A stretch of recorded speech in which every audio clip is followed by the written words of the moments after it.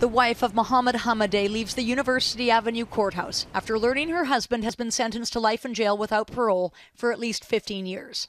It was January 8, 2009, when Randy Lyons went to check in on his 81-year-old mother, Marion, after he couldn't reach her. She was just very independent and very much alive.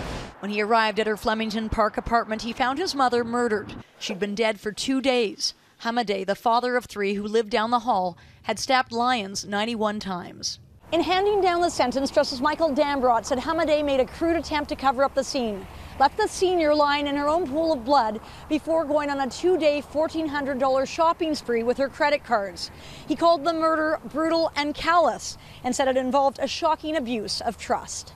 On the day of her murder, Hamadeh went to visit Lyons, whom he'd known for 4 years, and asked her for a loan. When she refused, he lost his temper and attacked her. She was a neighbor of Mr. Hamadeh's and had shown him nothing but grace and courtesy in the time that she knew him, and he answered that with her murder. Lyons' son never thought Hamadeh was a threat to his mother. He was viewed as a harmless pest. He was just a pain. One of the people in court was another resident who lived just 4 floors up. He kept knocking on my door. I realized later, while she lay on the floor bleeding to death or dead, he was knocking on my door going, "Tricia!"